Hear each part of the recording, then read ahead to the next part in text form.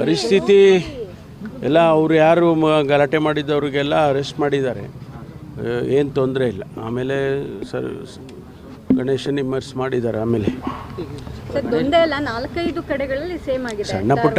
ಸಣ್ಣ ಪುಟ್ಟ ಘಟನೆಗಳು ಆಗಿದ್ದಾವೆ. ಒಂದು ಕಡೆ ಅಲ್ಲಿ ಎಲ್ಲೋ ಒಂದು ಕಡೆ ಫ್ಲ್ಯಾಗ್ ತೊಗೊಂಡು ಬಂದ ಅಂತೇಳಿ ಅವನು ಸ್ಟ್ಯಾಬಿಂಗ್ ಮಾಡೋಕ್ಕೆ ಟ್ರೈ ಮಾಡಿದ್ದಾರೆ. ಮತ್ತು ಇನ್ನೊಂದು ಕಡೆ ಚಿಕ್ಕ ಮಕ್ಕಳು 3 ವರ್ಷ 4 ವರ್ಷದ ಮಕ್ಕಳು ಮೇಲೆ ನಿಂತ್ಕೊಂಡು ಹೋಗದಿದ್ದಾರೆ ಗಣಪತಿ ಹೋಗುವಾಗ. ಈ ಥರದ್ದೆಲ್ಲ ಆಗಿದೆ. ಎಲ್ಲ ಎವ್ರಿಥಿಂಗ್ ಈಸ್ ಅಂಡರ್ ಕಂಟ್ರೋಲ್.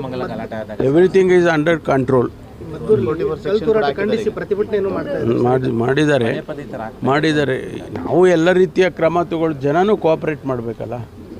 ನಾವು ಅಪೀಲ್ ಮಾಡ್ಕೊಳ್ತೀವಿ, enough and more police force ಹಾಕ್ತೀವಿ, ಎಲ್ಲ ಮಾಡ್ತೀವಿ. ಜನ ಸಮುದಾಯ ಅವರು ಕೂಡ ಕೋಆಪ್ರೇಟ್ ಮಾಡಬೇಕು. ಎಲ್ಲ 2 ಸಮುದಾಯದವರು ಕೋಆಪ್ರೇಟ್ ಮಾಡಬೇಕು. ನಮಗೆ ಲಕ್ಷಾಂತರ ಗಣಪತಿಗಳನ್ನ ಇಮರ್ಸ್ ಮಾಡ್ತಾರೆ.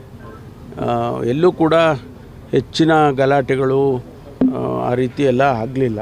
ನಾವು ಚೆನ್ನಾಗಾಗಿದೆಯಲ್ಲಪ್ಪ ಈ ಬಾರಿ ಅಂತ ಅನ್ನುವಾಗ ನಿನ್ನೆ ಮದ್ದೂರಲ್ಲಿ ಆ ಘಟನೆಗಳಾಗಿದೆ. ಒಟ್ಟಾರೆ ಯಾವ ಕಾನೂನು ಪ್ರಕಾರ ಏನು ಕ್ರಮ ತಗೋಬೇಕೋ ಅವ್ರ ಮೇಲೆ ಖಂಡಿತವಾಗಿ ತಗೊಳ್ತೀವಿ ಅಂತ ಅವ್ರು ಹೇಳ್ತಾ ಇರ್ತಾರೆ. ಅವರು ಹೇಳ್ತಾ ಇರ್ತಾರೆ. ಓವರಾಲ್ ಕರ್ನಾಟಕದಲ್ಲಿ ಇಂಥ ಗಣೇಶೋತ್ಸವದ ಸಂದರ್ಭದಲ್ಲಿ ಕಮ್ಯುನಲ್ ಇಶ್ಯೂಸ್ ಆಗ್ತವೆ ಸರ್, ಏನು ಡೈರೆಕ್ಷನ್ ಕೊಟ್ಟಿದ್ದೀರಾ ಸರ್?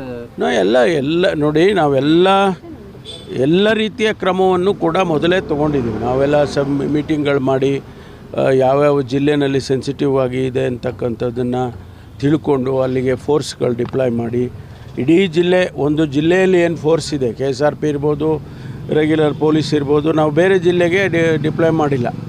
ಆಯಾಯ ಜಿಲ್ಲೆ ಫೋರ್ಸನ್ನು ಅಲ್ಲಲ್ಲೇ ಇಟ್ಟಿದ್ದೀವಿ. ಇದು ಹೊಸದಾಗಿ. ಆಮೇಲೆ ಎಲ್ಲ ಡಿಸ್ಟ್ರಿಕ್ಟ್ಗಳಿಗೂ ಸೀನಿಯರ್ ಆಫೀಸರ್ಸನ್ನು ಕಳಿಸಿದ್ದೀವಿ. ಇಲ್ಲಿಂದ ADGP ಲೆವೆಲ್ ಅವ್ರನ್ನ, IG ಲೆವೆಲ್ ಅವ್ರನ್ನೆಲ್ಲ ಸೀನಿಯರ್ ಆಫೀಸರ್ಸ್ನೇ ಕಳಿಸಿದ್ವಿ ನಾವು.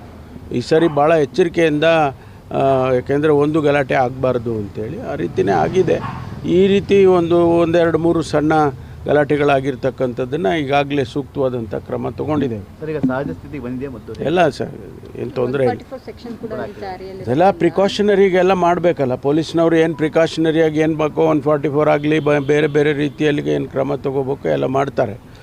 ಅದನ್ನು ಎಸ್ಕಲೇಟ್ ಆಗೋದಕ್ಕೆ ಬಿಡೋದಿಲ್ಲ. ಪ್ರತಿಭಟನೆಗೆ ಮುಂದಾಗಿದ್ದಾರೆ ಸರ್. ಆಯಿತು ಬಿಡ್ರಿ, ಅದು ಬೇರೆ ಇನ್ನೇನೋ ಕೇಳ್ರಿ ಸರ್. ಈಗ ಮೈಸೂರು ಮಾದರಿಯಲ್ಲಿ ತುಮಕೂರು ದಸರಾ ಏನೋ ಮಾಡ್ತಾ ಇದ್ದೀರಂತೆ, ಎಲಿ ಟೂರಿಸಮು, ಪಂಜಿನ ಕವಾಯತು ಅಂತ. ಏನು ಸರ್ ವಿಶೇಷತೆ ಏನಿಲ್ಲ. ಊರ ಹಬ್ಬ, ದಸರಾ ಹಬ್ಬ. ನಮ್ಮಲ್ಲಿ ಮಾರ್ನಾಮಿ ಅಂತೀವಿ. ಮಹಾನವಮಿನ ನಮ್ಮ ಹಳ್ಳಿನಲ್ಲಿ ಕರೆಯೋದು ಮಾರ್ನಾಮಿ ಅಂತ. ಆ ಹಬ್ಬ ಮಾಡ್ತೀವಿ. 11 ದಿವಸನೂ ಮಾಡ್ತೀವಿ. ಕಳೆದ ವರ್ಷ ದಸರಾ ತುಮಕೂರು ದಸರಾ ಅಂತ ಮಾಡಿದ್ವಿ. ಈ ವರ್ಷ 2ನೇ ವರ್ಷ. ಅದಕ್ಕೆಲ್ಲ ಪ್ರೋಗ್ರಾಮ್ಸ್ಗಳನ್ನು ಮಾಡಿದ್ದೀವಿ. ಮೈಸೂರಲ್ಲಿ ಯಾವ ರೀತಿ ಆಗುತ್ತೋ ಅದೇ ರೀತಿ ತುಮಕೂರಲ್ಲಿ ಕೂಡ ಮಾಡೋದು ಅಂತೇಳಿ ಅದೆಲ್ಲ ಪ್ರೋಗ್ರಾಮ್ಸ್ ಎಲ್ಲ ಇದೆ, ಅದನ್ನೆಲ್ಲ ಮಾಡ್ತೀವಿ. ನೀವು ಬನ್ನಿ, ದಯವಿಟ್ಟೆಲ್ಲ ಬನ್ನಿ ತುಮಕೂರಿಗೆ. ರಾಜಕೀಯವಾಗಿ ಏನಾದರೂ ಸ್ವಲ್ಪ ಮಹತ್ವ ಪಡ್ಕೊಳ್ಳೋದು? ರಾಜಕೀಯಕ್ಕೆ ಅದಕ್ಕೂ ಸಂಬಂಧ ಇಲ್ಲ. ಊರ ಹಬ್ಬ, ಎಲ್ಲರನ್ನೂ ಸೇರಿಸ್ಕೊಂಡು, ಎಲ್ಲ ಪಕ್ಷ, ಎಲ್ಲ ಜಾತಿ, ಎಲ್ಲ ಧರ್ಮ ಎಲ್ಲರನ್ನೂ ಸೇರಿಸ್ಕೊಂಡು ಊರ ಹಬ್ಬವನ್ನು ಆಚರಣೆ ಮಾಡ್ತೀವಿ. ಇದರಲ್ಲಿ ಯಾವ ರಾಜಕಾರಣನೂ ಇಲ್ಲ. ಧರ್ಮಸ್ಥಳದ ತನಿಖೆ ಒಂದು ರೀತಿಯಾಗಿ ಅವರ ಕುಟುಂಬಕ್ಕೆ ಸುತ್ತಕೊಳ್ಳುವಂತಹ ಒಂದು ರೀತಿಯಾದಂತಹ ವ್ಯವಸ್ಥೆ ಪರಿಸ್ಥಿತಿ ಕಾಣಿಸ್ತಿದೆ ಸರ್. ಹೇಗಿದೆ ತನಿಖೆ, ಯಾವ ರೀತಿಯಾಗಿ ಆಗ್ತಿದೆ? ಇಲ್ಲ, ನೀವು ನೋಡೋ ದೃಷ್ಟಿನೇ ಬೇರೆ, ಪೊಲೀಸ್ನವರು ಮತ್ತು SITನವ್ರ ದೃಷ್ಟಿನೇ ಬೇರೆ. ಆ ತನಿಖೆ ಎಲ್ಲ ಮುಗಿಲಿ. ಬಂದಿದ್ದು ಏನೇನು ಡೆವಲಪ್ಮೆಂಟ್ಸ್ ಆಗ್ತಾಯಿದೆ ಎಲ್ಲದಕ್ಕೂ ಕೂಡ ಈಗ ನಾವು ಉತ್ತರ ಕೊಡೋದಾಗಲಿ ಅಥವಾ ಅದನ್ನು ಪ್ರಚಾರಕ್ಕೆ ತರೋದಾಗಲಿ ಒಳ್ಳೆಯದಲ್ಲ. ತನಿಖೆ ಸಂಪೂರ್ಣ ಆದಮೇಲೆ ನಮಗೆ ಗೊತ್ತಾಗುತ್ತೆ. ನಿತ್ಯವೂ ಕೂಡ ಯೂಟ್ಯೂಬರ್ಸ್ಗಳನ್ನು ವಿಚಾರಣೆ ನಡೀತಿದೆ ಸರ್, ಅಲ್ಲಿಂದನೇ ಶುರುವಾಯಿತು ಅನ್ನುವಂತಹದ್ದು ಸ್ಪಷ್ಟ. ಅದು ನಾವು ಯಾವುದೂ ಹೇಳಕ್ಕೆ ಬರೋದಿಲ್ಲ.